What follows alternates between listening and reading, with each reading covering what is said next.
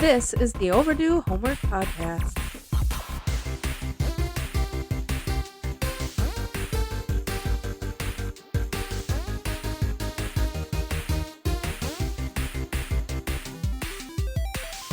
Welcome to the show. I'm joined by Trav. I'm Drew. And I'm Trav. This is the Overdue Homework Podcast. As always, we are here today to talk about 80s and 90s media.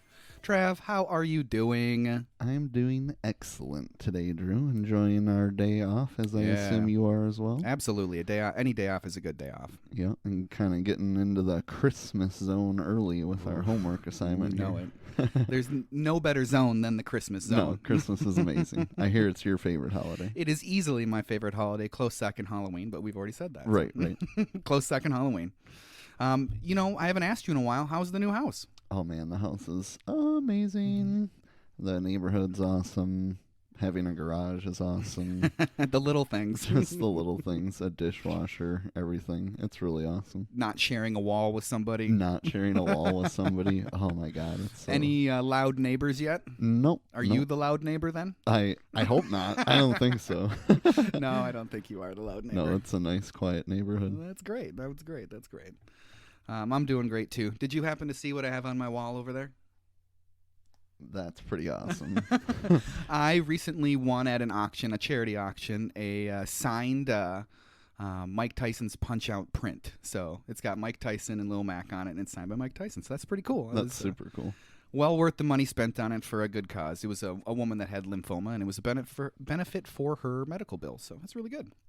It was fun to buy, and I'm glad to have it. I've seen it before at other silent auctions, and I've always been like, I should put a bid on that. It looks cool. I want to get it. And then I finally did it this time.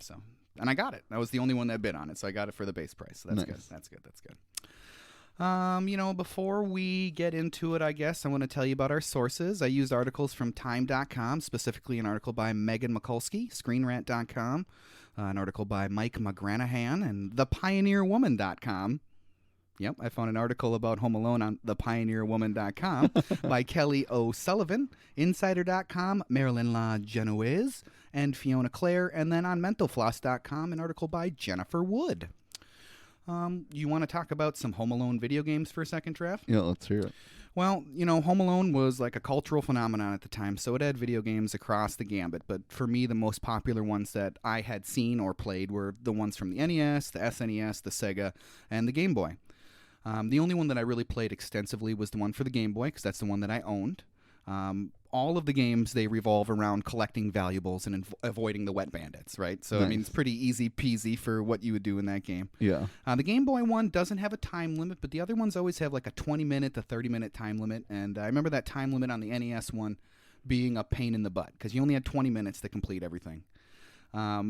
Specifically with the Game Boy version, the one that I owned and played the most, it really reminds me of my trips to Fargo, because I've said before that my family is originally from the Fargo-Moorhead area, and we would travel back there, the 5-hour drive with my sister and I and my parents, 4 to 5 times a year. So I got plenty of Game Boy time in that car, because there wasn't anything else to do besides Game Boy or my Michael Jackson Dangerous cassette tape. So that was about it.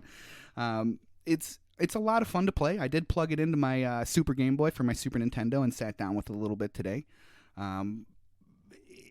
It's hard and ambiguous like a lot of games from the era, but it was always a lot of fun, and it had all the music in it, so that's a great plus for a game like that. Definitely. And for some reason, like symphony or like orchestral music always transferred pretty well to that 8-bit sound. Yeah. It worked well, and it was always good and always iconic. Gotta love that. Before we kind of get into this, everybody should go check out The Movies That Made Us on Netflix, because it really, if you haven't already, because you should have already, it really does an awesome deep dive on a lot of facts, and some of the facts that we're going to talk about too in this podcast. So go check that out. Do you know about the weird connection that Friends has to Home Alone? I don't, but I want to hear it. I got the Friends connection today. Monica and Chandler buy a house in the suburbs during the final season of the sitcom, correct? Yep. Viewers picked up that the view from their windows are the houses across the street from Kevin's house in Home Alone. I can't believe I never noticed that. I feel ashamed. So, according to Mental Floss, the Friends set designers used some of the stock footage from the movie to recreate the background. So, in other words, Monica and Chandler appear to have bought the McAllister's house. That's super cool. Hey, I came with the friends this time. It's about time. It's about time. But I like that. Now I'm definitely going to have to pay attention to that next time I watch through. I've definitely never seen that episode, though, either, because I'm not a big Friends guy. Yep. Do you have anything that you want to talk about with Home Alone before we get to the homework review? I don't think so. Nothing with Home Alone, but I do want to do another quick mention to check out the Triple Falls podcast. Oh, yes, thank you. Dudes who were super awesome and had us on their podcast to help promote our podcast. And I find out that another movie podcast that I found out from Triple Falls called Room Tone has now mentioned us in their podcast. So I sadly have not listened to any of their podcasts yet, but I want to make an early mention to Room Tone. From what I know about it, from what you've told me, it sounds like a lot of fun. Seems like a cool podcast. Definitely. So They're if you kind like of on the same track as us. Reading their description, they're a little less family friendly, if you do consider us family friendly. Yeah. We try to be. We throw in the Try to be. bleeps. Yeah, at least it's bleeped out, I guess, right? But yeah, definitely check out Room Tone and Triple Falls if you have not yet. Yeah, and I'll just say thanks Triple Falls and thanks Room Tone. That's really cool. We appreciate any of that type of cross promotion, and we're glad to do the same for you. So I guess it's homework review time. Let's do it. Home Alone. It was released November 10th, 1990 in Chicago, November 16th, 1990 in the United States. Overall, it was directed by Christopher Columbus. Christopher Columbus was supposed to direct a different Christmas classic, Christmas Vacation, right? Columbus, however, called John Hughes, who wrote Christmas Vacation, to tell him that he couldn't work with Chevy Chase. I've heard that quite a bit about Chevy Chase. That's crazy. And Columbus left the film after that. He's like, I can't do this. I'm out. 2 weeks later, though, Columbus got 2 scripts from Hughes. One of the scripts was Home Alone. I don't know what the other one was. But Home Alone had a note on it saying that he wanted Columbus to direct it. So that's pretty cool. So that's how we got that one. Nice. Home Alone was written and produced by John Hughes. John Hughes wrote the script for Home Alone in less than 10 days. That's kind of surprising. It is surprising. Holy cow. And he also wrote this script after he got an idea from his own anxiety his own anxiety before a trip to Europe. Where he thought he was going to forget a kid. Exactly. I think he said something like he made all these types of lists of everything that he needed to bring with, and on that list, kids was on that list also. So that's pretty cool. John Hughes taking real life experiences and making them into one of the best movies ever made. Yeah. Home Alone is starring Macaulay Culkin as Kevin McAllister, Joe Pesci as Harry Lime. Robert De Niro and John Lovitz were considered for that role. That's pretty funny. Could you have seen Robert De Niro doing that movie? I could have. I think of him with Joe Pesci, in the same breath. I think of those two. John Lovitz, not so much. I think he's hilarious, but he's more of the Marv. Yes. Wouldn't have it been those two in place of the two that were already picked? Or was it for... No, that was both for Harry Lime's character, for Joe Pesci's character. Yeah, that one I can't see. John Lovitz would have probably taken a completely different route with the character. Completely different. It would have been way more goofy, more funny, maybe. Right. I don't know. It would have been It would have been two Marvs, and then maybe is a reason why he did not get the role, because it would have been two of the same person. Speaking of Marv, Daniel Stern stars as Marv Murchins. Merchants. Yeah. Marv Merchants. My favorite. And John Hurd as Peter McAllister, and Catherine O'Hare as Kate McAllister. All right. Shall we break it down? Let's break it down. All right, let's do it. Before we break it down, do you think anybody listening right now watched it for the first time? I would bet somebody out there it was a first-time watch. One of our international listeners or something? It very well could be one of our international listeners. It's funny that you actually bring that up. This movie's a really big deal in Poland, apparently. That's awesome. They played on Christmas Eve. Maybe it was Christmas Day. Much like... A Christmas Story gets played here for a 24-hour span, one after another. Nice. I wouldn't be opposed to that happening with Home Alone here. Yeah, I wouldn't be opposed that's to what that. I actually do every year. Christmas Eve, I watch this one, and Christmas Day, I watch number 2. There you go. Do you ever watch Christmas Story on Christmas? Nope. Are you a Christmas Story fan? I think I've seen it once. Oh, I love that movie. You should watch it more. All right. Well, as soon as this movie opens up, we get that almost spooky music, right? It's almost a suspense horror story feeling. Kind of. I get Harry Potter vibes. Yeah, that's a good point. Harry Potter vibes. That's a really good way to put it. Any way you look at it, though, John Williams is a genius. I love his score in this movie. It's amazing. I absolutely love it.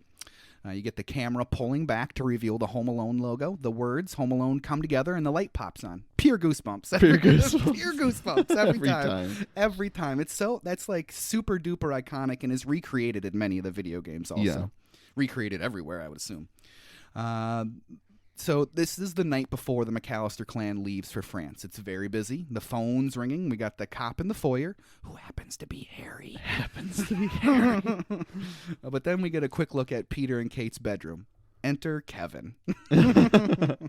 This scene establishes that Kevin is a bit of a problem child. Oh, definitely. Just right off the bat, Kevin is annoying. He's a potential future troubled teen.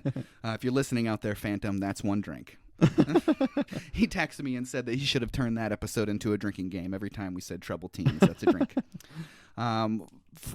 Kevin's mostly sad that Frank won't let him watch a movie. Yeah. It's not even rated R. Yeah. It must be really bad then if Frank won't let you watch it. Yeah, exactly. We also find out that it's Peter's brother, Frank. So they're all McAllisters in this household. Yep. All of them are McAllisters, and they're going to go see Frank and Peter's brother, Rob. Rob, I'm assuming, is the middle child, right? Must be. Peter's the youngest, and Frank is the oldest. Yeah. Because they seem like they have a really large age gap, and even Peter is like, ugh, Frank. Frank is such a wiener. He is a wiener. But after Kate gets off that phone, we find out that Kevin's been playing in the garage with the glue gun again. Yeah, I didn't burn the place down. Just making ornaments out of his fish hooks. Yeah. The new ones? Yeah, of course the new ones. He doesn't want to deal with dry worm guts. Peter kicks Kevin out of the bedroom, and Kevin is told that he needs to pack his own suitcase.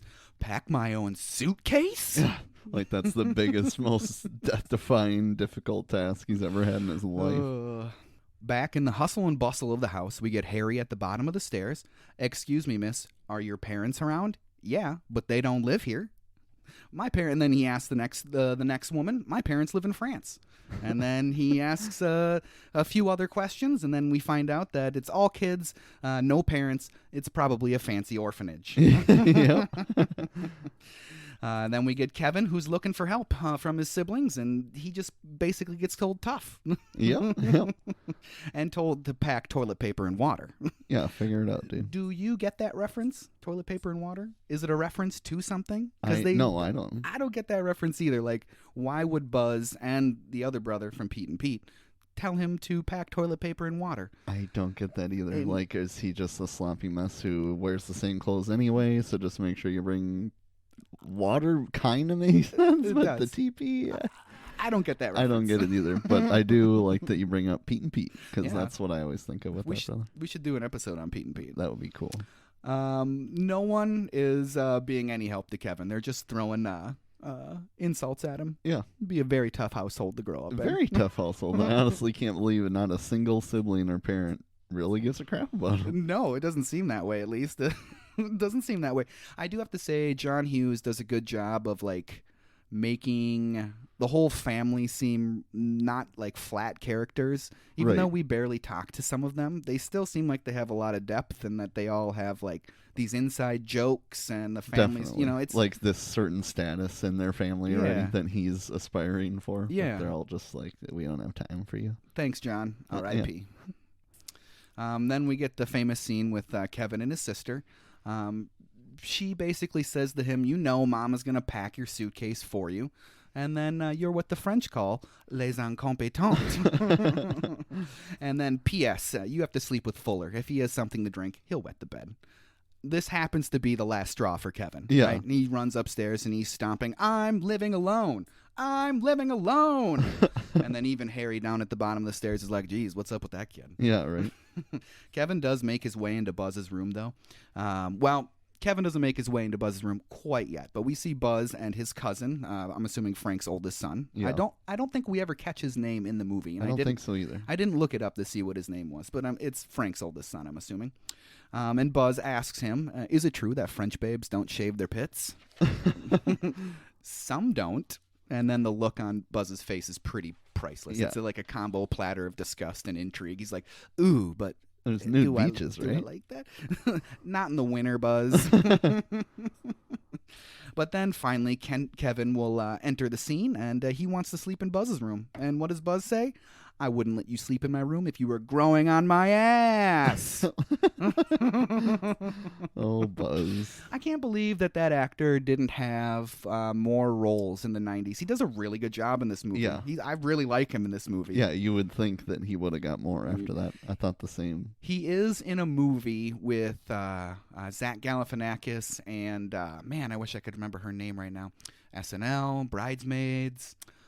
Kristen Wiig? Kristen Wiig, where they rob a bank. They rob an armored car, and it's based on a true story. And the actor that played Buzz is in that movie also. And I was like, hey, it's Buzz. Nice. It's a pretty funny movie. I don't remember the name of it, so it didn't leave much of an impression on me.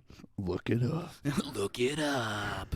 But then they hear Old Man Marley outside shoveling that sidewalk. Check it out. Old Man Marley, the South Bend shovel slayer. He murdered his wife and family and half the people on this block. They never found the bodies. Yeah. So he murdered a whole bunch of people, and he's been living in the neighborhood since 1958, apparently. Yeah, that makes a lot of sense, you know.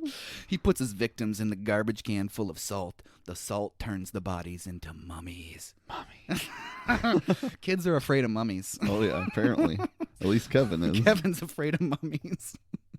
Old Man Marley wasn't originally in the movie at all. Oh, really? Yeah, he wasn't in the movie at all. Hughes added the character, whose name is a nod to Charles Dickens' A Christmas Carol, excuse me. Columbus suggested that the story could use some more heart, and so that's how Marley made it into the movie. And all the heart, except for the very end, I suppose. Catherine O'Hare has a lot of heart after she's done being a really mean mom to him. Yeah, that's true. But most of the heart comes from It does come from him. Marley. Yeah. Old Man Marley. Then we get the pizza guy. He smashes into that lawn jockey. And that's the first time it gets knocked out. First time. And then we see Harry's getting nowhere with the youngest of Frank's kids. And you know the boy is Kieran Culkin, right? Macaulay Culkin's little brother. Really? Yeah, that's Kieran Culkin. That's awesome. Yeah, so that's kind of neat. And then the pizza guy says, that's $122.50. Which, oh man, can you imagine that many pizzas for $122.50 now? I was just thinking, I mean, he does the math later. 10 pizzas for $12 plus tip. I mean, Yeah. it's like, that would be like $225 today, maybe. Seriously. Maybe if you're lucky. But Harry says, not for me, kid. I don't live here. Frank comes down and grabs those pizzas. No money from Frank, though. Nope. My brother. Shocker. It's my brother's house. He'll take care of it. Down comes Peter, and he and Harry have a bit of a chat about the house. Lots of burglaries in the neighborhood over the holidays. And Peter says, we've got automatic timers, locks for our doors. That's about as well as anybody can do these days, Yeah. right? Buzz and Peter leave on that note and head to the kitchen for some pizza. Pizza. Cowabunga. Cowabunga. Dinner with the McAllisters. Everyone's chowing down. I hope everybody's drinking milk. Yeah. That's something that my mom would have said before we had headed to Fargo for like 2 weeks in the middle of the winter. Did you eat all the stuff in the fridge? Did you drink the milk? Don't open that up. We're leaving for 2 weeks. Honey, the pizza boy needs $122.50 plus tip for pizza. For pizza?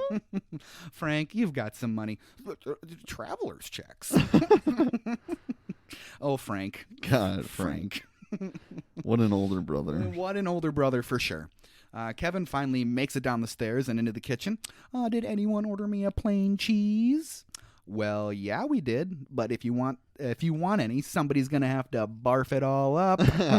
Which is just weird to me because unless Buzz ate it all, do that many of those kids even like cheese? He seems like the only one who's a jerk enough to eat it in spite of Kevin. Well, we didn't see the piece of pizza that he was jamming into his mouth at the beginning of that scene. Right. But I'd have to assume it's the last piece of cheese pizza. Cheese, but I can't believe the rest of them ate half a cheese, presumably, or a whole cheese pizza. Whole cheese pizza.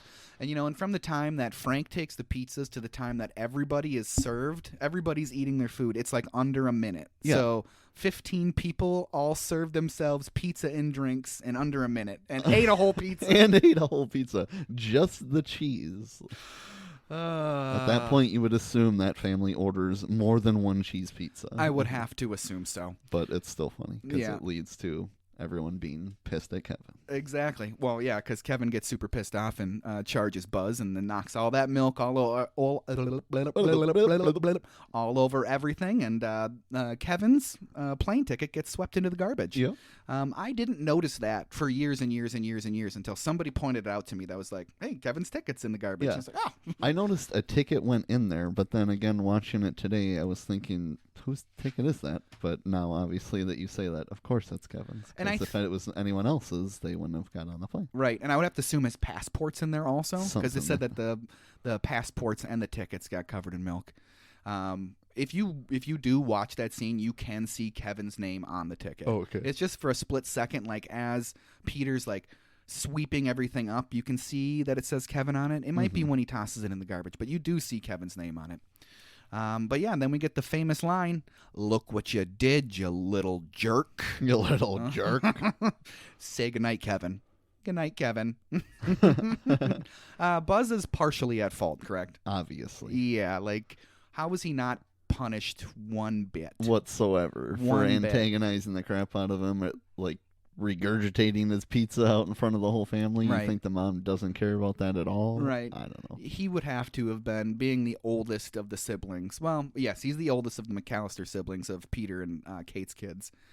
You would think that he would have been held to like a pretty high standard, right? Something. And like, Something higher than what he was held to, that's for sure. I would think so.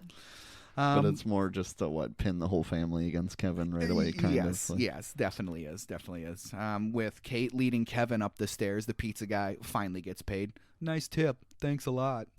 I mean, he really means it that time. Thanks. Right. He just says it kind of weird. I'm like, thinking when he says it, I'm like, did you actually mean thanks a lot? And I think he did, but it was just like, he just said it kind of odd. I was like, all right. Yeah, I'm uncomfortable with pizza delivery people talking like that in general. Don't tell me about how good of a tip it was or not. I don't care if it was awesome. Just keep that to yourself. Keep that to yourself. Get out of here. Harry also finds out that the McAllisters are leaving tomorrow. Perfect. Kevin and Kate do head to the attic. Get upstairs. I am upstairs, dummy. Ouch. Ouch. Yeah. That's a definite, all right, I'm glad you're almost in your room, because that's where you're going.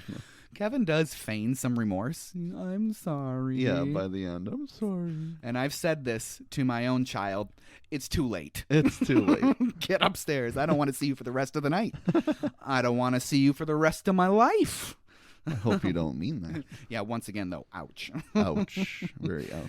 You'll feel pretty bad if you woke up tomorrow and didn't have any family. Foreshadowing. Foreshadowing. No, I wouldn't. Then say it again. I hope I never see any of you jerks again. And for the trifecta, ouch. Ouch. Honestly, for a house that big with that many siblings, the fact that he has his own room in general is pretty crazy. Yeah, it really is. And it's kind of cool. It is. He's too young to appreciate it, apparently, but he's got the whole attic to himself.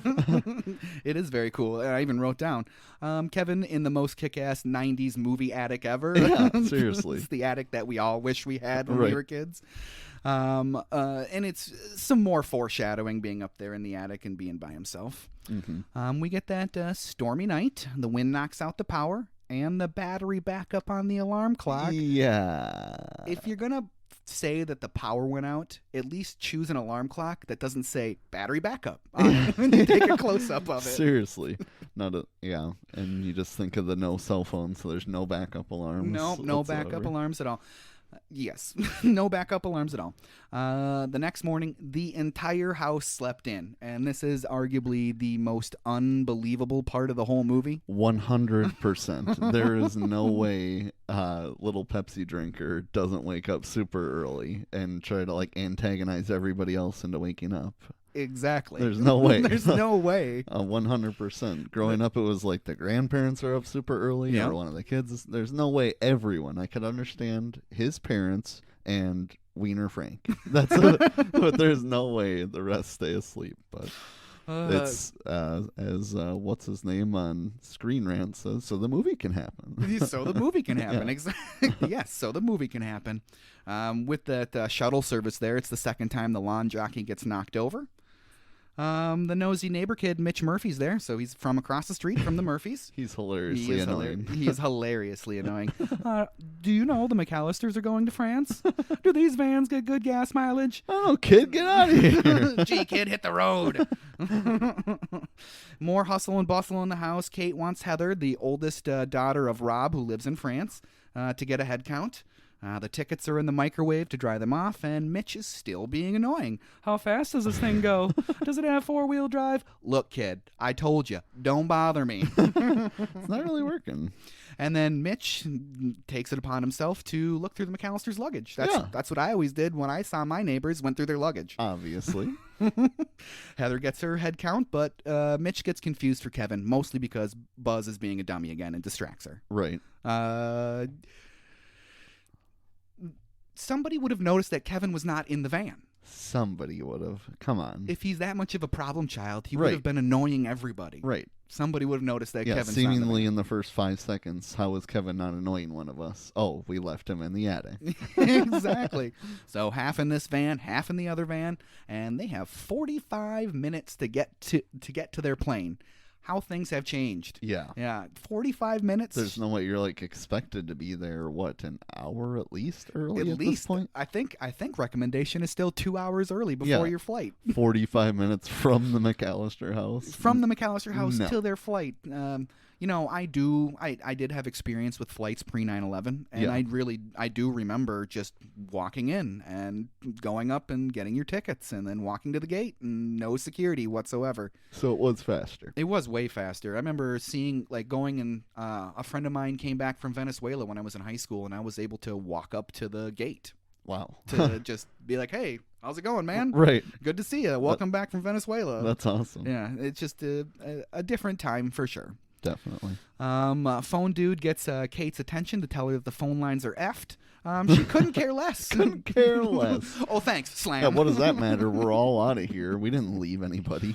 And then that iconic Run, Run, Rudolph, right? Oh my gosh, that's my favorite song in the whole movie. It's really good. Music, besides the score, the song choices, like the classic Christmas songs from the Perfect. 50s and 60s, Perfect. couldn't fit this movie any better than they do. 100% agree. It's goosebumps, every time. Like, get goosebumps right now just talking about music in a movie. Yep. They do make it to first class, and all the parents are in first class. Or they do make it to the flight, Right. and all the parents are in first class. Ooh la la. Without one last double check just to make sure, Nope. we all made it in time. All right, let's just sit down. Don't check on my kids. No. Nope, not one bit. Champagne, please. It's free, right? Thanks, Frank. Thanks, Wiener Frank. And then Kate. I hope we didn't forget anything. Yeah. At that moment, she should have realized that Kevin wasn't on the plane. Yeah. At that moment. Definitely. I will let my suspension of disbelief work, though, and say that 15 people is a lot of people, and I was really busy. I will let it work. It's hard to let it work sometimes, We'll let it but work. I'll let it work. Kevin finally wakes up. We see him in his bedroom, the attic, and Kevin is starting to think something's up. Mom? Buzz. Yep. Back on the plane, Frank is stealing the crystal salt and pepper shakers. Put them in your purse. Put them in your purse. And then she just shows up right when he's having her dump him in the purse. Right. And he's obviously it up. drunk. Already drunk, and they haven't even left the ground yet. Yeah. If they hadn't left the ground yet, they had just left the ground. Seriously. But we're back with Kevin, and he's searching the house still. Mom, Dad, where are you guys? He makes his way downstairs because, obviously everybody's hiding out downstairs. Obviously. The furnace is scary. What is that supposed to represent in the movie? I really don't know. It seems useless. Yeah, it really does. And it seems like one of the least scary things in the basement. There's all the weird sewing mannequins all over the place, Yes. half-bodied, and he's not Yes. really terrified of those or No. like the pumpkins or anything. No, Right. it's the fireplace that's not running. That's not running. Yeah, exactly. So I don't really understand why that's in the movie, I guess. I mean, he overcomes his fear of it, as it's maybe supposed to represent like his overall like fear of the whole situation, and that's what it's manifesting as. Is It this must be. furnace. Seems like he's gotten a relationship with this furnace though, and Yeah. he's been scared of it for a long For a time. while. I'm like, now he has to be the man of the house and overcome that fear. He goes next and checks. Kevin goes next and checks to see if the cars are still still outside, and the cars are still here. Yeah, so that's what starts his assumption that he must have made them Yeah, disappear. exactly. And he says, "I made my family disappear." Yeah. And that first time he says it, he's unsure and scared, and then you get those floating heads floating around him, Right. insulting him, les incompetents. Look what you did, you little jerk. And then he's like, "Oh, I made my family disappear." Confident and excited this time. So it's time to do some kid stuff. Oh, yeah. All that kid stuff that you would have done if you were unexpectedly home alone, right? Obviously. Jumping on the bed, Scream running around. and screaming, Yeah. you know? Snooping in your older brother's stuff. Yep. I was the older brother, so I'm sure I got my stuff snooped through when I wasn't there. Yep. Buzz, I'm going through all your private stuff. You better come out and pound me. And then, of course, the famous Buzz, your girlfriend. Woof. Woof. Producers actually thought that casting a girl in this role would just be cruel, and obviously it would be. It's a boy in costume. Okay, sure. That's pretty funny. Yeah, it's the art director's son, and he was more than willing to volunteer and do this, so that's kind of cool, right? That is Maybe cool. maybe if he would have realized that the movie would become such a phenomenon, maybe he wouldn't have wanted to be the boy in drag in a major motion picture, but Right. that's a pretty cool thing to hang your hat on and be like, hey, that's me Yeah, forever. Right? that's me. That's me. The chest, too, that he's going through, it's the main supply for all of his traps and everything. Yep. Yeah, like that's where he gets everything. The Yeah. firecrackers, the nudie magazine, which is kind of funny. No clothes on anybody. Yuck. Yuck. Kevin spots that BB gun though, and then we get to see that Kevin's a pretty solid marksman. Oh, yeah. I don't know if I can do that. No, I don't think so. That scene always stuck with me. Like, man, he is good. Did you ever try to recreate that scene in any way whatsoever? I feel like I did, but I don't remember ever having a pellet gun or anything like that. No, I used my Nerf gun. I would set up Right, action yeah. figures and use my Nerf gun. For sure. I was never allowed. I didn't to have the that. cool laundry chute thing, though. No, me but neither. yeah, I definitely did set stuff up on tops of chairs Yep, and whatever. absolutely. That was one that was fun to recreate, and probably was something that I recreated immediately after I saw yeah, the movie the first definitely. time. Yeah, he is a horrible example on kids. Let's just Yes, say that yes. now. By the end of this movie, you're like, holy crap, he is a very troubled child. It really seems that way, but I wonder if that's the difference between growing up in a household with a single sibling Yeah. or 4 other siblings. Right. Now it's time to do what we all did, which was to get that movie off the shelf that you probably weren't supposed to watch, but you did while you were home alone, right? Yep. Angels with Filthy Souls is the one that he chose to watch. You've got to the count of 10 before I pump your guts full of lead. 1, 2, and 10. 10. Mom! Yeah, that's all it took. That's all it took. That is not a real movie. I don't know if you've ever Right. seen it. Yep, we actually looked that up a couple Christmases ago because Lauren was so appalled at how ridiculous that movie is. That is not real. It was created specifically for Home Alone, and the reason why it looks so real, like of the time, is Home Alone was one of the last films to shoot their movie with an old carbon arc style lighting system that was popular back in the 40s through the 60s for Technicolor films. The director explained that they used the same technique for Angels with Filthy Souls, so that's why it looks like Sure. legitimate. So that's kind of cool. Back on the plane, Kevin's scream seems to have awaken Kate, so they have that, mother-son connection, Right. if you believe in that kind of thing. Now it shows up. Now it shows up. And she says, I have a terrible feeling that we didn't do something. Did I turn off the coffee? Did you lock up? Did you close the garage? That's it. That's it. That's not it. That is not it, Peter. What else could we be forgetting? Kevin! And then next, we see Kevin perched at the top of the stairs, ready to slide down those stairs and head right out that front door. So he makes it 4 hours into being home alone and kills himself before he even makes it out the front door. Basically. Roll credits. Roll credits. It's just so like the camera angle they use. It just is like he's not making it out that front door. There's no way. No way. Every time I look at that, I'm trying to line it up like, no way does he have enough room to turn left at the end of that. No way. With like the oldest sled toboggan, whatever the heck that thing is in the world. No way that he makes it out that front door. No. He's either dead or seriously injured. Now when the cops go to check up on him, he is dead at the front door, and it is open. Door's wide open, and there's a dead child on the ground. We're now back on the plane. How could we do this? We forgot him. And then Frank says, if it makes you feel better, I forgot my reading glasses. Shut it, Frank. If. I said if. And finally, we get to see Harry and Marv starting to do their thing. They have thoroughly cased the neighborhood. They're ready to rob everybody, even in broad daylight, which is okay. They know when all the light timers are going to turn on, and he goes through them, and he goes, 671. That one, Marv, that's the silver tuna. That's the silver tuna. Grab your crowbar. Crowbar's up. Clink.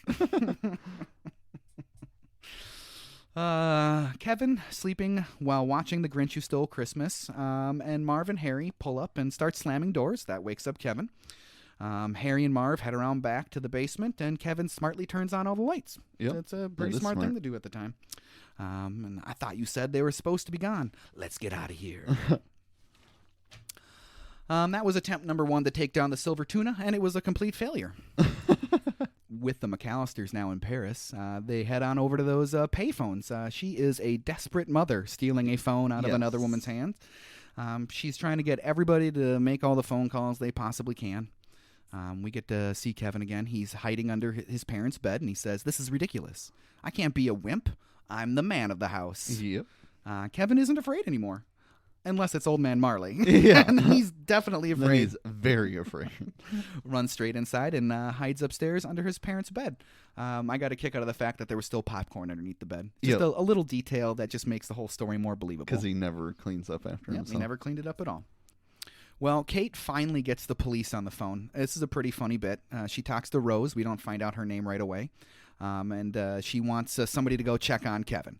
And she takes this as them having a family crisis. So she hands it over to Larry in the Family Crisis and Intervention Center. Larry, can you pick up? There's some lady on line 2. Sounds kind of hyper. So now Kate's talking to Larry. I just want somebody to go over to my house and check on my son. And then he's asking her, has he choked on something? Is he dealing with a family or friend that has mental issues? And she's like, no, I just want somebody to go check on my son. And then he says, you want someone to go over to your house and just check on him?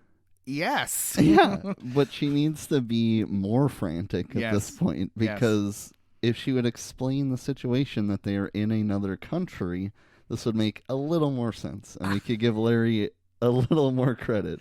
I totally agree with you. It was rough. he doesn't seem to care too much. No, he definitely doesn't. He's ready to pass it right back off to the police. And that's what he does. Let me connect you to the police department. No! Rose, hyper on 2. Finally, Rose acquiesces. We'll send a policeman over to your house to check things out. That policeman put in minimal effort. Very minimal effort. Seriously. There's no way, again, where if she would have just explained the situation, they would not have persisted and said maybe, this is the police, you're okay, we're here to help you, anything. Something. He just knocks and he's like, yeah, count your kids again. Yeah, what is he? He knocks on the door, rings the doorbell, and knocks on the door. Yep. Doesn't go look in a window, doesn't go around back. Nothing.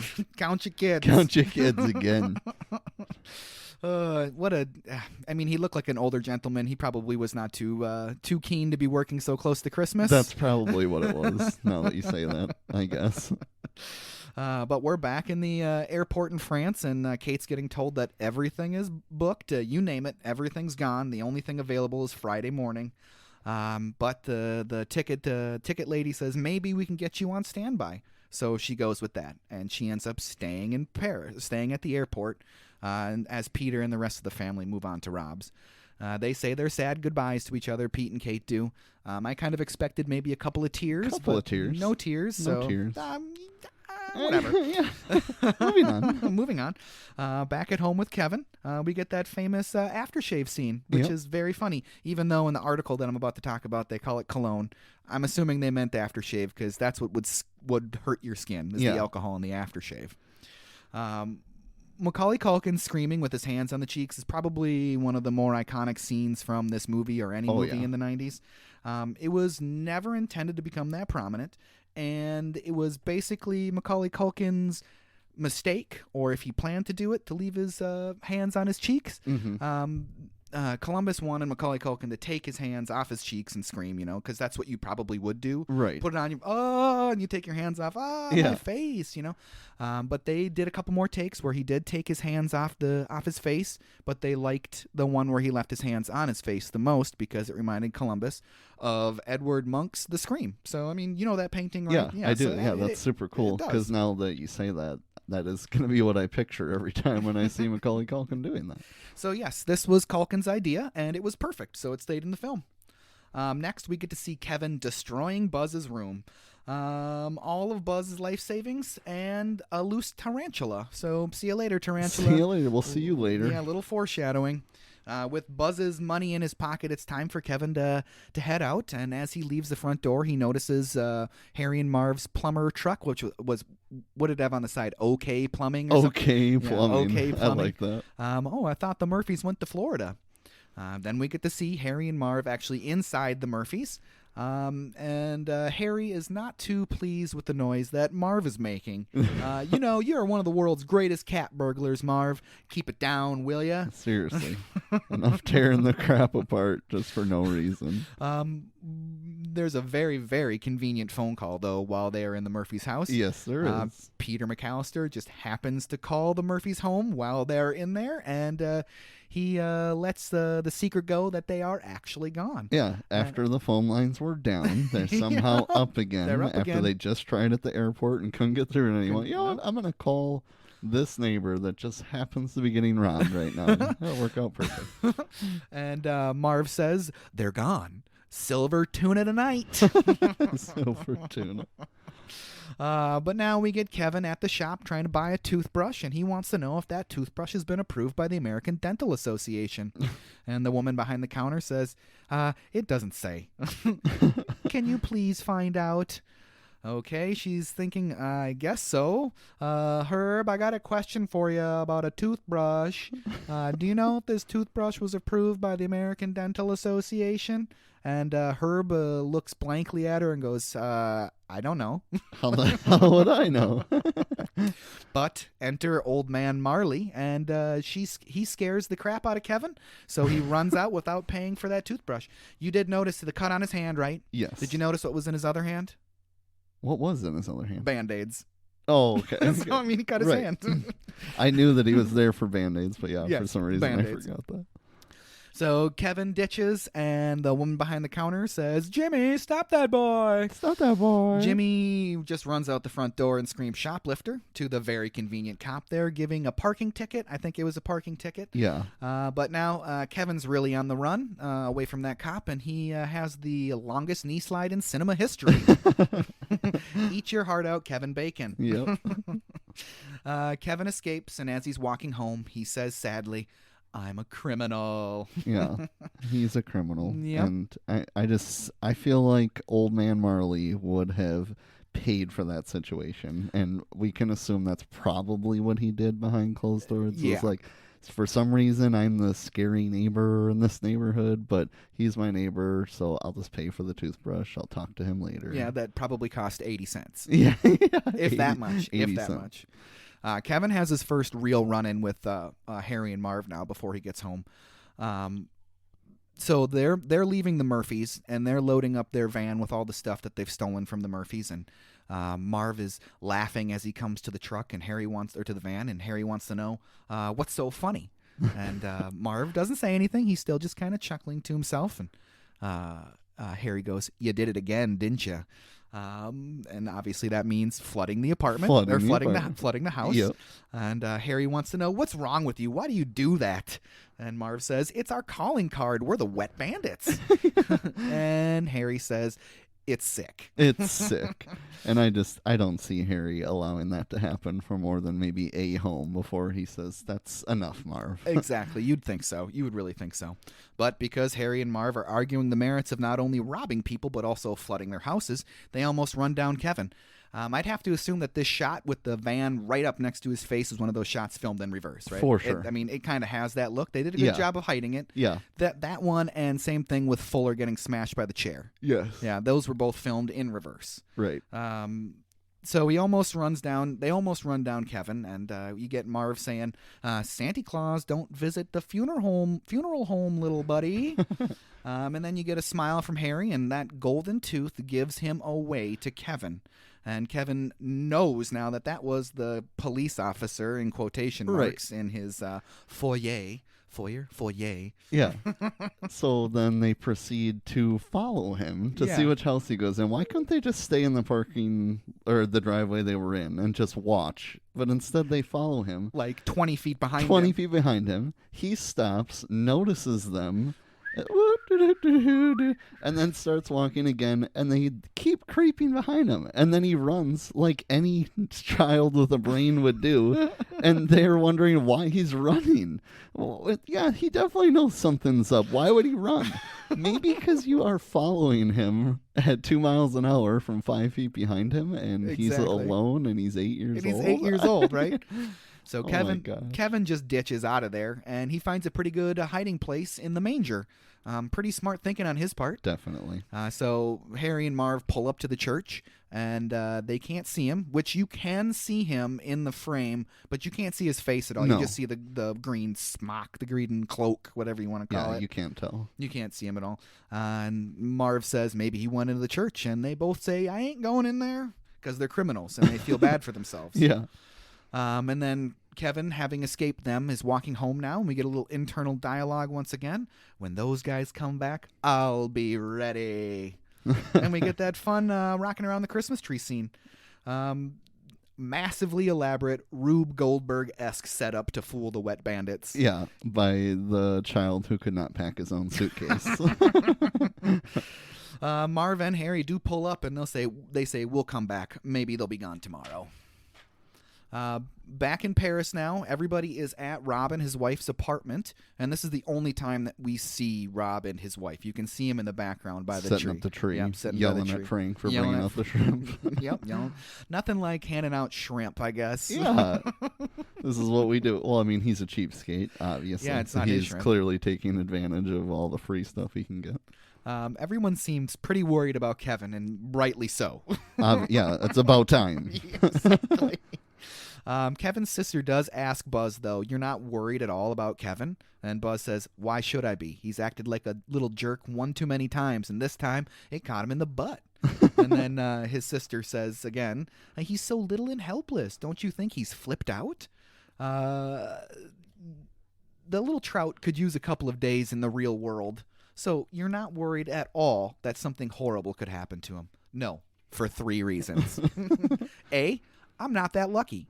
2, we have smoke detectors. And D, we live on the most boring street in the United States of America where nothing remotely dangerous will ever happen.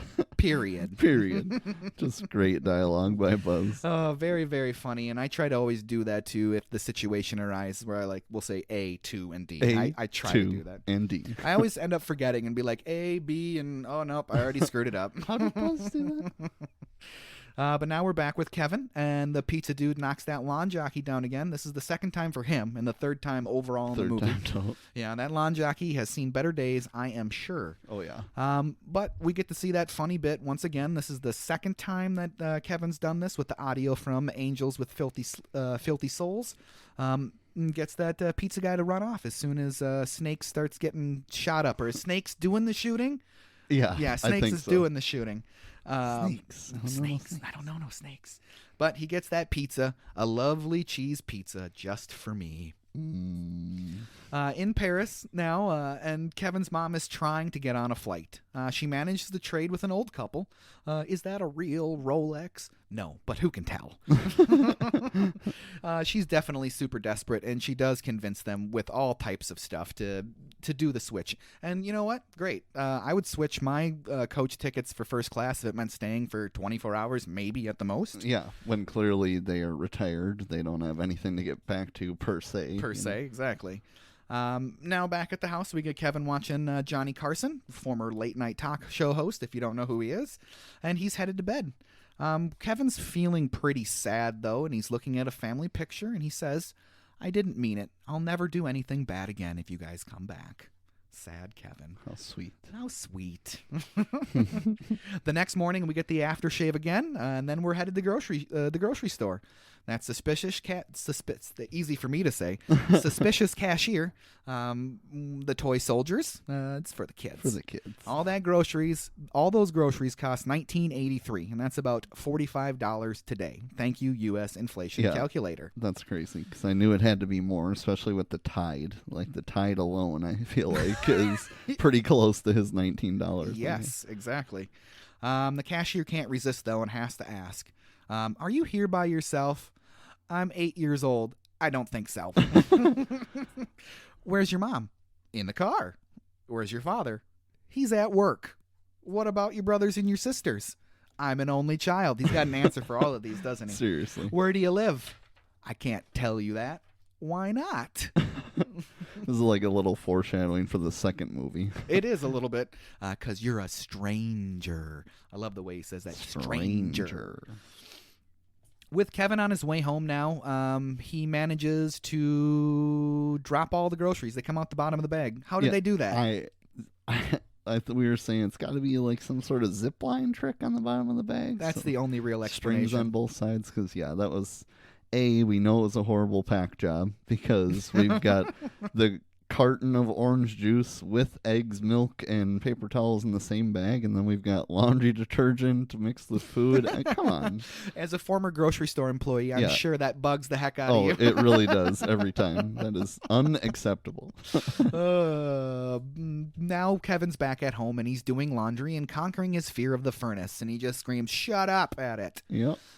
So I guess that furnace maybe is supposed to represent his growth as a character. I guess, in a matter of hours. Yeah, I don't really understand the furnace's point. It's a little story filler, so the story can happen, like you said before.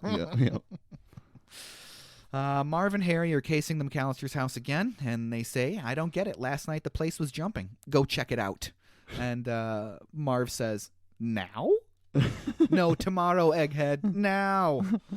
So Marv walks up to the back door and checks things out. Kevin is inside doing dishes, and he hears and sees Marv.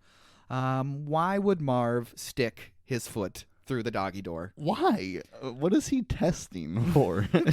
Sticks it in there and jiggles it around. Yep. Do the McAllisters even have a dog? That is a really good point. They just put that in case they want to get a dog. It must be boarded or something, or the dog recently died, because there's no dog in this movie whatsoever. Right. This is actually the instance where I'm pretty sure Marv says in the movie.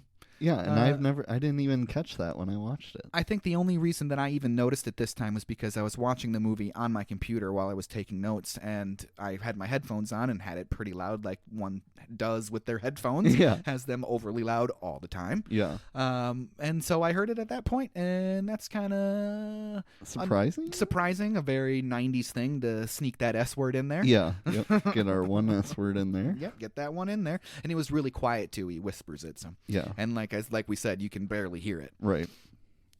Kevin hits his go-to and plays that Angels with Filthy Souls VHS again, which was perfectly queued up. Yep. He just has it all set up, ready to go at every time. Yep, any point, any time, whenever he needs to fool somebody, I guess.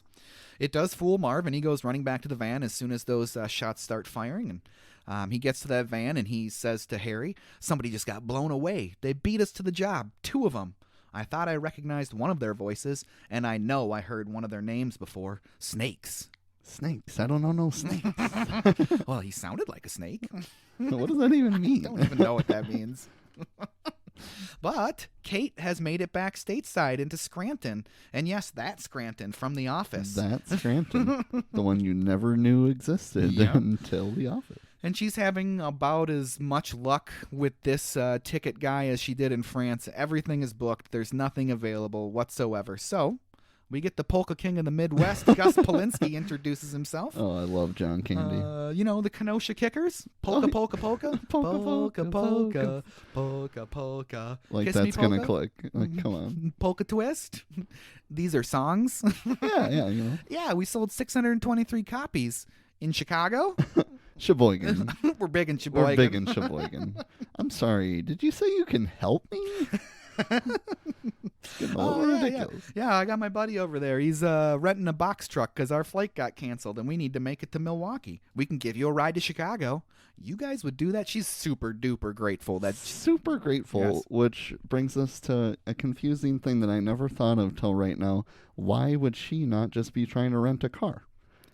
The only explanation that I would even have for that is the ticket guy said that everything is booked. Right, so he must be looking into rental places and everything. But then why is she not getting in line for a boxcar? Right. If boxcars are available. Right. She should have at least maybe gotten in line. That dude's just in line waiting to rent a vehicle also. Right, so unless he was there first, it should have been she snagged the boxcar and they needed to hitch a ride with her somehow or something. Yeah, you would think so. Well, moving on.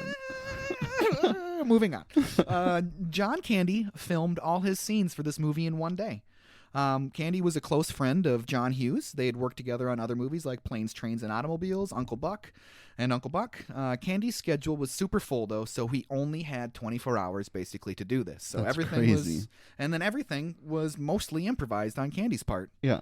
Gotta love John Candy. Gotta love John Candy. That makes it even better knowing that it was done in 24 hours. Yeah, for sure. Candy reportedly made less than the pizza boy for his cameo in Home Alone. That is a travesty. That is a travesty. Like, the pizza guy is fine and all, but come on, John Candy is great in this. Uh-huh. John Candy. We'll have to hit some John Candy films like Uncle Buck and Spaceballs. Definitely. You've never seen Spaceballs. I have never seen Spaceballs, but I've seen Uncle Buck. We are going to make both of those movies. Is Uncle Buck kind of a Christmas movie too? No, it just takes place like in winter. Yeah, it's not a Christmas movie though. But we definitely also have to do Planes, Trains, and Automobiles. Yeah, that's a great movie. Steve Martin. Got to love that Steve Martin. Yep. Back at home with Kevin, Harry, and Marv, we get to see Marv and Harry sitting in their van that Kevin knows what it is. Yeah. Like 40 feet from him. Yeah. Any way you look at it, though, Kevin's out there cutting the top off that Christmas tree, and Harry says, "We're getting scammed by a kindergartner." Kevin does get that tree inside, though, and he's decorating it. And from the reflection in one of the ornaments, he sees that Harry is peering in the side window. Dad? Can you come help me? And then Harry says to Marv outside, just still standing there, doesn't try to get out of the way or anything. Remember that kid from the other day? He's home alone. He's home alone. Hey, he said the name of the movie. Hey. I think it actually gets said before that also, but he said it in the context of the movie more or less. Then Marv and Harry discuss their plan very loudly and out in the open in Kevin's backyard. All he's got to do is pop the window open, and he's got the inside track to the whole plan. Same thing with anybody else that happens to be in the neighborhood. Right. He literally says, "We'll come back at 9 o'clock when it's dark." Yeah. Yeah, kids are afraid of the dark. So are you, Marv. No, I'm not. Yes, you are. Yeah. Not. It was just that one time. Some very Dumb and Dumber feels with that one. Oh, yeah, definitely. Not. You can't triple stamp a double Can't stamp. triple stamp a double stamp. Can't triple stamp a double stamp. And the same, I'm surprised I haven't done it yet, but I was waiting for me to say Harry and Lloyd at some point in this. Yeah. I've been trying really hard. Harry and Marv. Harry and Marv. Harry and Marv. But now we're on the road with the Kenosha Kickers, and they're playing that polka music in the back of the box truck, and Candy looks at Kate and says, "Do you play?" and tries to get her to play his clarinet. Which is so baffling to me. Absolutely You baffling. don't just give someone your clarinet and say, "Give it a whirl." Like, that doesn't work that way with that. Especially since it's full of your spit. Full of your spit. Like, It's literally full of your spit. It's one thing to trust all you guys that are not so famous and go halfway across the country, but I'm not going to take your saliva. No, thank you. She should have said, "Well, you want to just make out then?" Yeah. Get that clarinet out of here. Get that thing out of my face. Kevin gets to meet Santa Claus, though, but he knows the deal. The dude just works for Santa. I'm old enough to know how it works. Yeah, you just work for Santa. So he wants the dude to please tell Santa, I just want my family back this year. And the dude's like, oh, okay, I'll see what I can do. Like, what happened to your family, kid? Yeah, you don't think maybe you ask a few questions on that situation? Maybe a couple of questions. A follow-up might be good. But clearly, this is, just one of Santa's helpers who cares more about his after party. So hold out your little paw there. You got to get something from Santa. A couple Tic Tacs. Don't spoil your dinner. I won't. And then Kevin's somber walk home, because he's definitely feeling sad about not having his parents around, especially after he passes that house where that huge family's having what looks like a pretty awesome Christmas. Yep. Kevin really misses his family. Oh, man, I bet there's cheese pizza in there. One could only hope.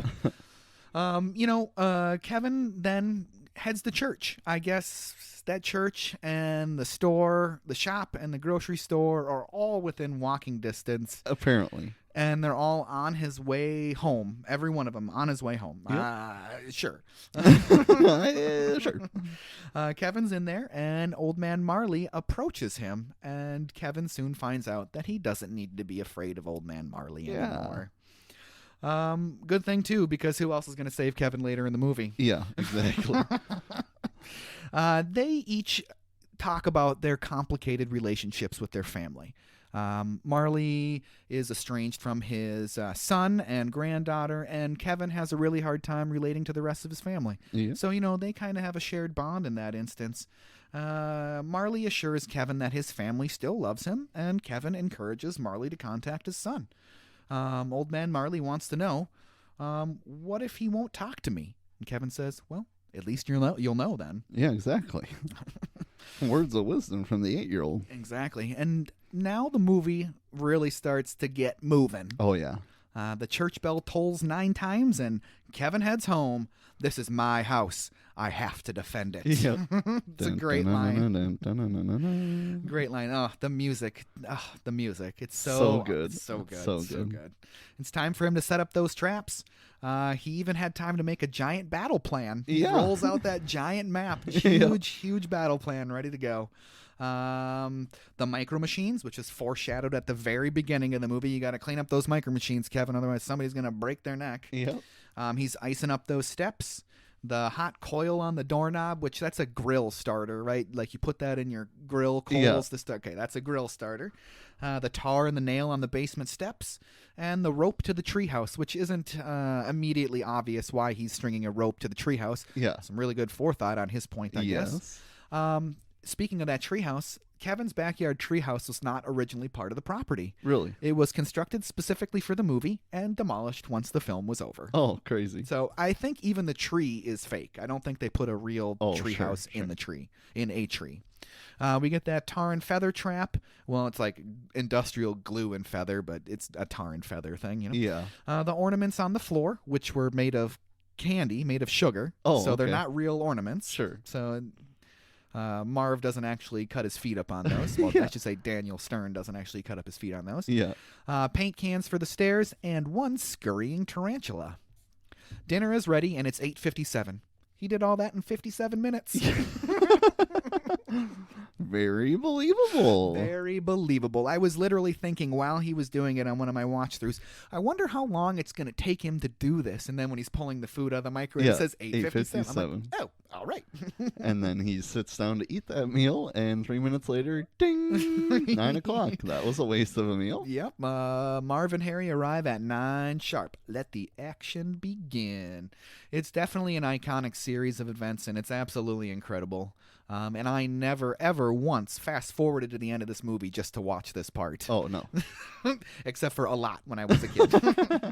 I loved watching that part as a kid. I literally would, if I had like 20 minutes, fast-forward all the way to the end and just watch that part. So starts off right, though. The whole series of events starts off right with the BB gun shot to the nuts and then to the forehead. Yep. Interestingly enough, with that BB gun scene, that BB that hits Marv in the forehead is hand-drawn animation on the individual cells of film. That's crazy. Yeah, they paid a dude living in his mother's basement in Chicago $600 to hand paint a BB going into Marv's forehead. That's hilarious. So that was an animated effect, and the guy with a paintbrush in a basement for 6 frames hand painted a BB. Lucky guy, easy $600 in 1990, I guess. I like how the first time Marv dips his foot in there, and then the second time he just he doesn't lift the flap to look through. He just puts his head through. Just puts his whole head right in there. You'd have to, I mean, they haven't heard a dog barking, but they've got a dog door. You probably don't want to stick your head in the dog's dog door. It might bite your face off. Especially, the dog isn't in Paris. So Exactly. if anything, it's there protecting the house, but whatever. Well, at this point, after both of them getting shot, Harry and Marv split up. Harry to the front door and Marv to the basement. They both bite it pretty hard on their individual steps. Yes. Harry got it worse, though, right? Oh, yeah. Yeah. That stunt double had to just, yikes. Yikes. That was the actual stunt. That dude did that onto a cement sidewalk. Ugh. It's actually, I guess, it's when you do something like that in a movie now where you like throw yourself really high and back without any padding, it's called Home Aloneing it in the stunt world, that's I guess. awesome. So yeah, that's pretty cool. Harry falls again down the steps. Way to go, Harry. Way to go, Harry. Marv, after using the crowbar to try to get into the door, he finds out that the basement door is actually unlocked. I love that. I absolutely love that. So he just walks right in, and he's looking for a light. He pulls what he thinks is a cord for a light, and he takes that iron to the face. To the face. To the face. I never quite understood why it left such a red imprint. Like, it would leave a red imprint, but not a lasting imprint unless it was on. Unless it was on. Was it plugged in? Knowing Kevin, I feel like it was. Dang. Dang, Kevin. Dang, Kevin. Brutal, dude. After falling a couple of times, Harry does make it to the front door, but he severely burns his hand. Yes, he does. Severely burns his hand. That's kind of, I wonder if that's an homage to Raiders of the Lost Ark, because there's an amulet in Raiders of the Lost Ark where a Nazi soldier burns his hand severely on it, and I think it might even be the same hand, and leaves an interesting hand print on the dude's hand. So maybe an homage to Raiders. It could be. I don't know. That's what it reminded me of, at least. Now we see Marv making it up the tar-covered stairs, losing his shoes again, and then stepping directly onto a nail. Ugh.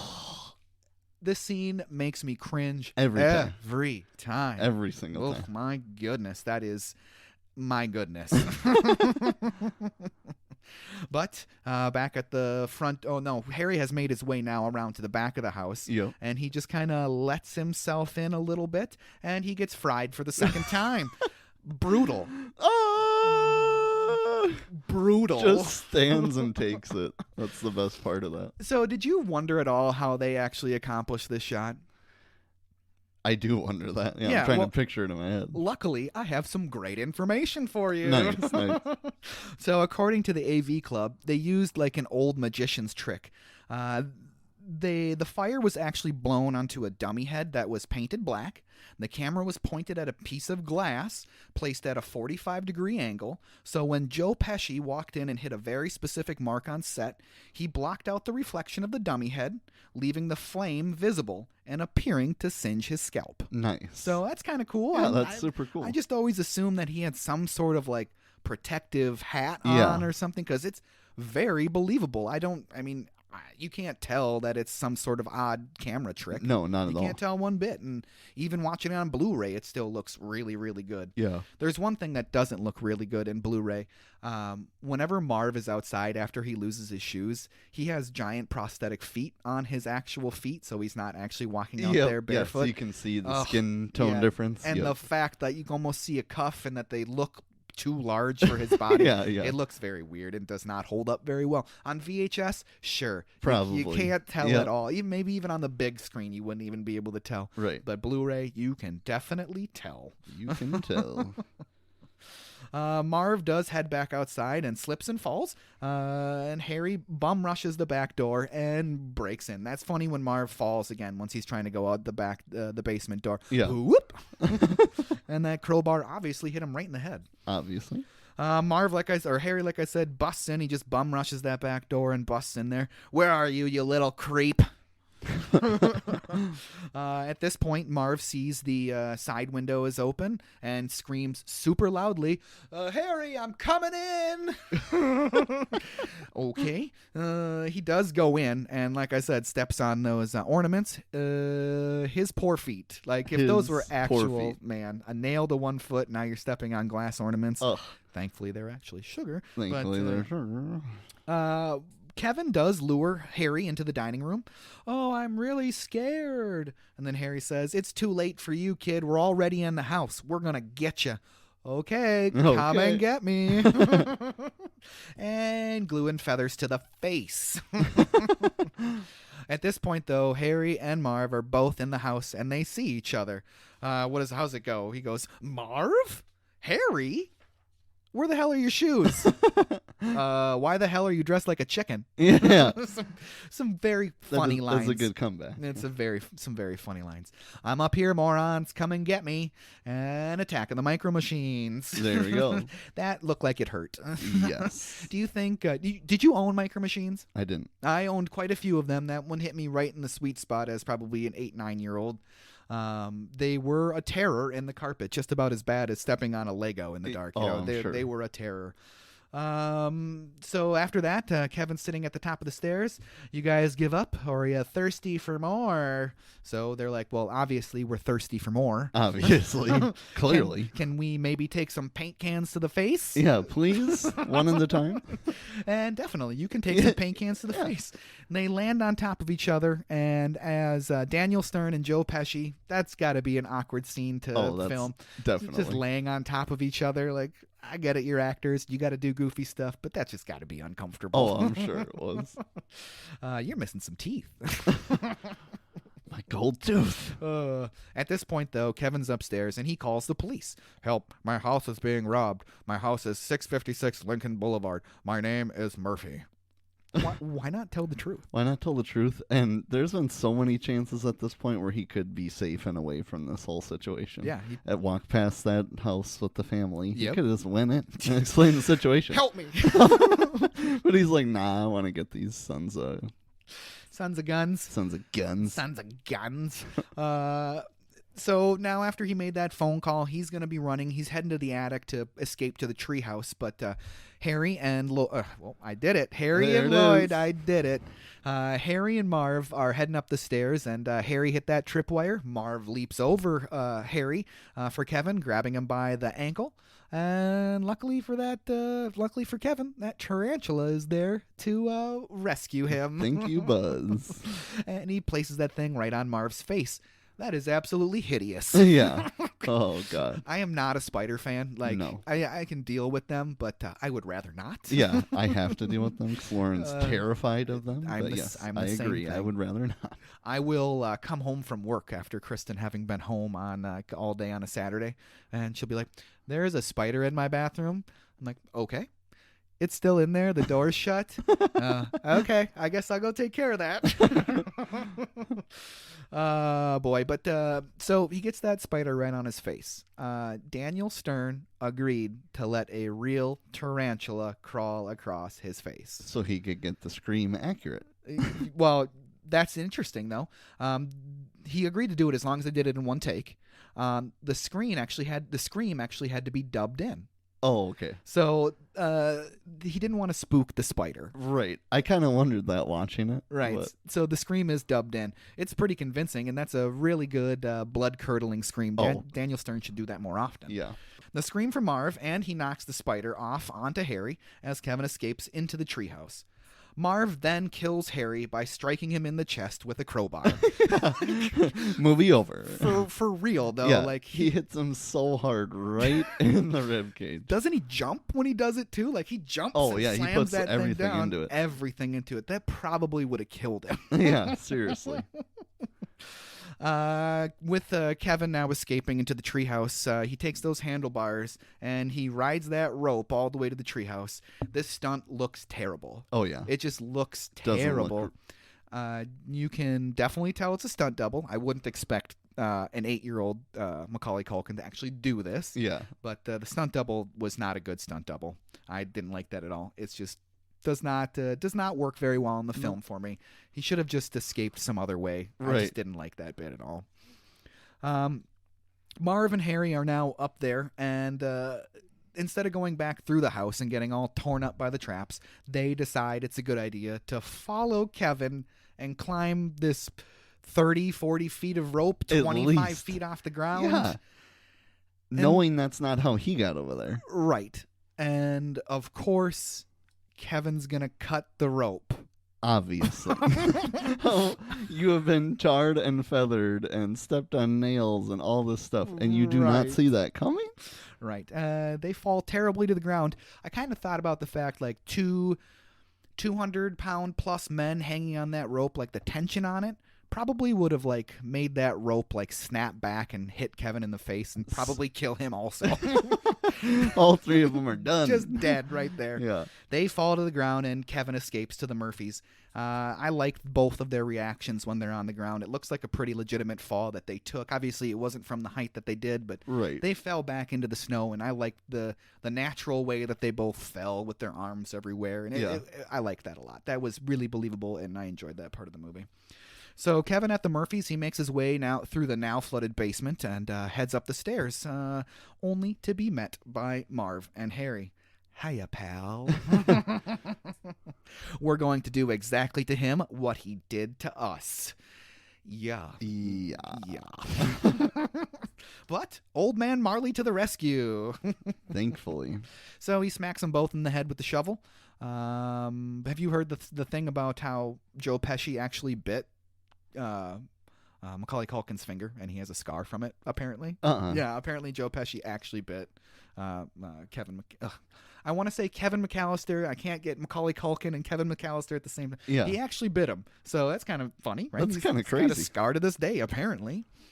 And all Marley says to him is, come on, let's get you home. That's it. Yep. That's it. Yep. That's it. So Marv and Harry get arrested. Nice move. Always leaving the water running. We know each and every one of the houses you hit. Yeah, morons. Yeah, morons. Kevin's watching through the window and gives Harry and Marv a little wave goodbye. See you later, guys. But we get to see Kate with the Kenosha Kickers again, and Kate still thinks she's been a pretty bad parent leaving Kevin behind. Gus does try to make her feel better with that story about leaving his son at a funeral party. Oh my gosh, that was hilarious. He was okay, but after about 6 or 7 weeks, he started talking again. I just laugh so hard every time I hear that. Yeah, and then Kate's like, okay, enough with the stories. That's not helping. That is not helping. Well, you brought it up. I mean, yeah, you brought it up. Oh, man. But now it's the next day, and it's Christmas Day. This whole scene was filmed on the second day of production. Oh, wow. Yeah, because they actually had some real snow. Oh, so nice. they're like, we got to take advantage of this. Let's do all this stuff and let's take care of it. They actually called it the money shot of the film. Yeah. And so they jumped at the chance, and they actually used potato flakes to make the natural flurries look actually like a little bit more like puffy and better for the screen. Sure. One problem with that, though, all that potato that was all over the ground proceeded to rot the rest of the production and smell pretty badly. Oh, geez. So that's kind of cool, though. The second one of those things where you got to take advantage of nature's conditions, I guess, and right.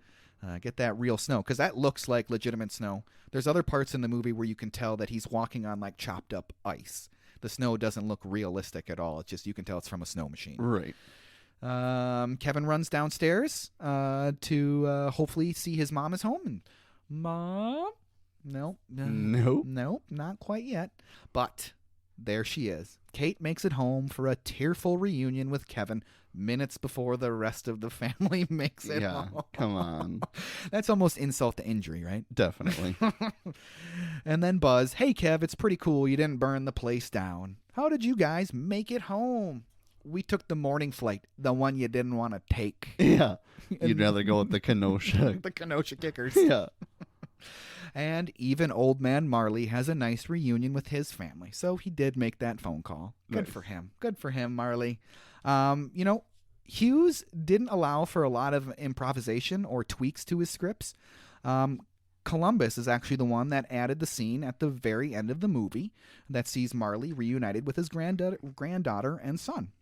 Columbus told Insider, "That's probably my proudest addition to the movie." The director also added the conversation with Kevin and Marley in the church. The church scene was there, but there was no conversation. Oh, So wow. Those are some pretty pivotal points in the movie, Yeah. right? And Like all the heart, like you said. all the basically. heart, right? Does John Hughes not have a heart? That's all the heart right there. But yeah. And then we get Kevin, what did you do to my room? And roll credits. Roll credits. For real this time. And then one more good Christmas song again. Yep, one more great Christmas song. Gotta love that movie. Oh, I it's so absolutely. good. I mean, it's a Christmas classic. The way our parents may view like Miracle on 34th Street or one of those movies of that time, this is how I view Home Alone. Oh, yeah. It's just 100%. classic Christmas. I can't wait to watch it every year, and I seem to watch it earlier and earlier every year. Yeah. November 1st, we watched it. I mean, not only for the podcast, but we watched it. Like, Right. We're watching Home Alone now. I'm planning on watching it more after this also. What did you think of it, Trav? What does this movie make you feel like after you watch it? Makes me feel like a kid again. Makes me miss Christmas. Look forward to Christmas. I just love this movie. I'm glad that you like Home Alone as much as I do, because I feel like I picked to do these this year for Christmas. I think it's a great pick. So ahead of time for next year, I'm giving you the reins to pick our Christmas episodes. Exciting. I'll start thinking about it now. Nice. But yeah, knowing you love this movie so much, what are your final opinions? You know, I'm just happy that this movie is a part of my life, and I think it's about as good of a Christmas movie as you can get. John Hughes is a star in my mind, and I love everything he produces, and I can't wait to watch this movie again. It's just super great, and it just, makes me think of all those times that I watched it as a kid. Made me think of all the Christmases that I had growing up, especially some of those toys that you see Marv and Harry playing with. Yeah. The Porsche that he has with the cord attached to it too. I didn't have that, but I had similar one things. like that, Yeah, I had right. similar things like that. And Everybody wanted that's from the second one. Never mind. never mind. Never mind. That hasn't happened yet. Yeah, man. Absolutely love it. Maybe we should even talk about this movie almost every year. It would be worth it. It would be worth it. Seriously. I guess with that stuff out of the way, I don't really have anything else that I want to talk about with Home Alone 2. Do you have anything else that you want to add? I don't think so. Okay. Well, let's talk about that homework assignment. Let's do it. Home Alone 2. Home Alone 2. Didn't see that one coming, did ya? This one was released November 20th, 1992. Had a budget of $28 million. That's $28 million. 28. Box office of $359 million worldwide. That's $759 million today. Holy Thank cow. you, U.S. inflation calculator. It was the fourth highest grossing domestic film of 1992, according to Box Office Mojo. And that was directly behind Batman Returns, Boom. Lethal Weapon 3, and Sister Act. Nice. We should do Sister Act sometime. Yeah. I'm actually a secret big-time fan of that movie. I have seen it, but it's been a long time. Whoopi Goldberg actually has some pretty decent 80s movies. They're always so unique and odd. Like Jumping Jack Flash, that'd be a cool one. That one's got a lot of examples of like early internet in it. Like she's putting phones on modems and stuff like Sure. that. I like that one a lot. We should get to that one someday. This one directed by Christopher Columbus again, and he was the writer for Gremlins in 1984. Adventures in Babysitting was his directorial debut in 1987. That's one we'll definitely have to get to. Mrs. Doubtfire he directed in 1993, and Harry Potter and the Sorcerer's Stone he directed in 2001. Yeah. The first three, we are getting to all of those. Oh, yes. For sure. Absolutely. And of course, this movie, Home Alone 2, was written and produced by John Hughes, starring Macaulay Culkin, Catherine O'Hare, Joe Pesci, Daniel Stern, John Hurd, and Tim Curry. Tim Curry got his big break with the Rocky Horror Picture Show, with the original stage production in 73 and then the motion picture in 75. Are you aware of Rocky Horror Picture Show? Have you witnessed it? Have you gone to a movie? I've never went and watched a production of that, and I haven't seen the movie, but I know what it is. Yeah, occasionally the downtown theater here in town, the Dollar Theater, will play it on midnight, and I think they used to play it on midnight on Halloween. It's a great raucous time if you can ever make it to it. It's a fun movie. It's super lewd, super out there, super awesome rock musical. It's a very unique thing unto itself. I love Tim Curry. So. Yes. He was also in Legend in 1985, and he played the devil in Legend. Clue in 1985, Loaded Weapon 1 in 1993, and It in 1990, which was the Stephen King miniseries on television. There's some more that we might have to look into. Oh, yeah, absolutely. I mean, Clue for sure. I brought that one up before. Yes, Clue for sure. Brenda Fricker, who was the bird lady in Home Alone 2, she is most famous for, besides Home Alone 2, is My Left Foot in 1989. She won a multitude of awards for her performance in that movie, including an Academy Award for Best Supporting Actress. Nice. Yeah, I'm trying to remember the guy that's in it. Daniel Day-Lewis is in it. It's about a man that has cerebral palsy that only has control of his left foot. So that's why it's called My Left Foot, and he goes on to be super successful. He's a really smart guy. I don't really know all of the story about it. It was a real dude based on a real story. Probably worth watching. I mean, Daniel Day-Lewis is always a good actor to watch. Always a good movie. I guess with that all out of the way, do you have anything else you want to talk about with Home Alone 2? Which one do you like better? Home Alone 1. I've seen it a million times more than Home Alone 2. Really? Yeah, 1992, I was 10. Nope, not 10. I was 8 in 1992. I don't know why I didn't see it more, honestly, thinking about it. I should have probably seen it more. I think after we watch it, you're going to be like, man, I should have watched this one more. Yeah, I've definitely seen it. I definitely think it's a good movie, but I prefer Home Alone 1. Sure. Maybe my opinion will change. Maybe. But yeah, number 2 is my favorite one. I think the pranks are stepped up a notch. Good. And both of them work for this, but these are definitely the Christmas movies that you can watch at any time of the year. Yeah, absolutely. I can watch it in June, and it's still hilarious. Absolutely. But yeah, let's move into the emails. Yes, please. Emails. Starting off today, we got one from, well, this is a big one, so I'm going to read it, and then we're going to dissect it after. When did we get this email? We got this email 5 days ago. Oh, okay. I know which one you're talking about. Yeah. From Grumpy Old Man. So he says, just some points about the TMNT review. Domino's is still quite popular, and not just because it's close. Critters is a great movie. Yeah, it's 80s cheese, but this was a review about TMNT.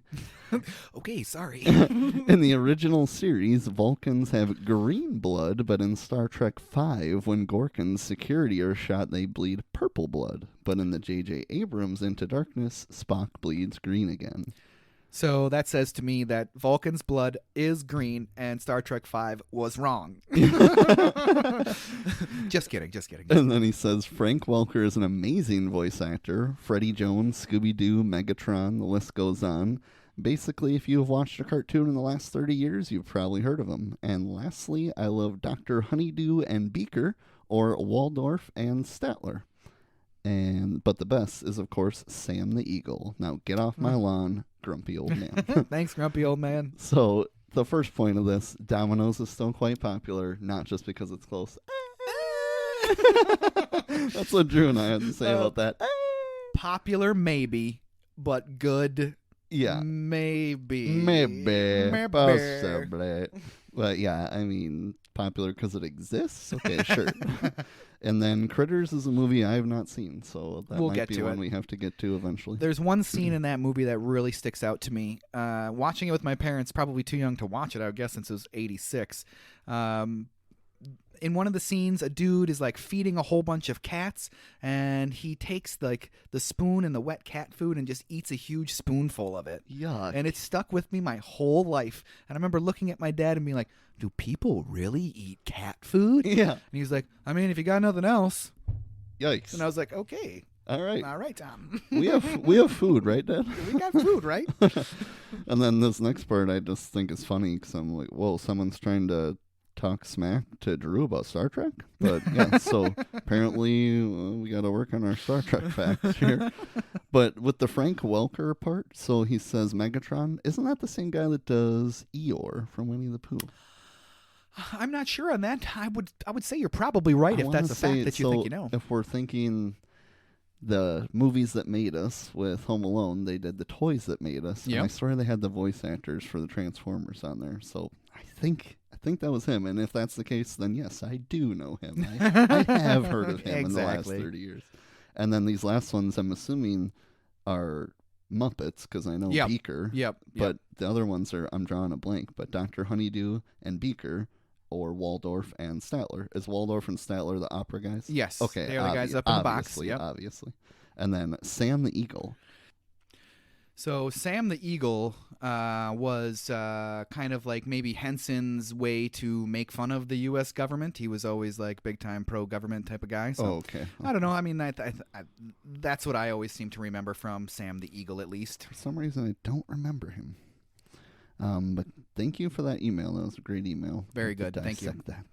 So our next one is from Jack's Been Gone All Night. Wants to know, now that you did another Tim Burton movie, can we expect anything else Burton on the horizon? Yes. We'll probably end up doing Mars Attacks fairly soon, but I think we should probably do a Burton break after that. Yeah, probably, as much as we love Burton. I absolutely love Tim Burton, but we might be in a little bit of a Burton break after that. Burton break. So Burton if you break. send in a topic idea that involves Burton, like Mars Attacks with our buddy, we will get to it. But otherwise, yes, probably a Burton break. Burton break. Next email comes from Hubba Bubba. Wants to know, were you a big gum chewer as a kid? And if so, what was your go-to gum? Definitely a big-time gum chewer. It was always the Trident cinnamon, because that's what my mom had. Oh, Drew. Drew, in your similarities with me. Because I had exactly what I put, Trident, and the cinnamon one is exactly what I was thinking. That's hilarious. Like, yeah, you had your bazooka, but it was crap. You had your zebra gum, crap. 60 seconds, yeah. So, and then, you got your Juicy Fruit, Big Red, Double Mint. Pretty much crap. I mean, they don't last very long. Like, they taste good, but don't last very long. Agreed. And then, of course, Hubba Bubba. But that's, that's only for bubbles. If we're talking about sophisticated gum chewing, we're talking about those cinnamon Trident. Cinnamon Trident. Plus, I mean, in high school, that was an easy way to talk to some of the pretty girls. Oh, yeah. You need a piece of Trident? I got the hook. I got you hooked up. up. Then they start expecting it, and then, no Trident today. The first taste is free. The first taste is free. Ew. So for our last one here, so I did this last episode. I think I might keep doing it. So I'm going to have just a question for Drew that we're both going to answer that is going to be an email. So my question to Drew, this one, is what is your favorite prank and or Marv scream from Home Alone that we just did? Well, my favorite Marv scream is the nail step-on scream that Marv gives. The agony in Daniel Stern's face is realistic. Very realistic. Matches what you would expect. Yes. And then the tumble backwards down the stairs. Yeah. I don't know why he didn't try to make it up those stairs maybe a second time. He knows where the nail is now. Yeah. But hey, whatever. That's probably my favorite one. And then it's not really a scream, but when Harry gets shot in the balls and he is doing his best like Looney Tunes swearing. Yeah. I like that part. Yeah, I like that part. Which in the movies that made us that we mentioned, they talk about how he basically made up his own language for that movie because he swears so much. Yep. But yeah, I put best prank. I put the Christmas ornaments on the bare feet. Ooh. After he's already stuffed it. I'm gonna kill that kid. I love that. And then the best scream is the spider scream, the high pitched spider scream for sure. But that wraps up our emails for this episode. Hope you guys enjoyed this episode, because we did. Email us at overduehomeworkpodcast@gmail.com with some topic ideas or anything you want us to read on here. Check us out on Twitter at Overdue Homework and Instagram at Overdue Homework Podcast. And as always, don't forget to tune in to the next exciting episode of the Overdue Homework Podcast.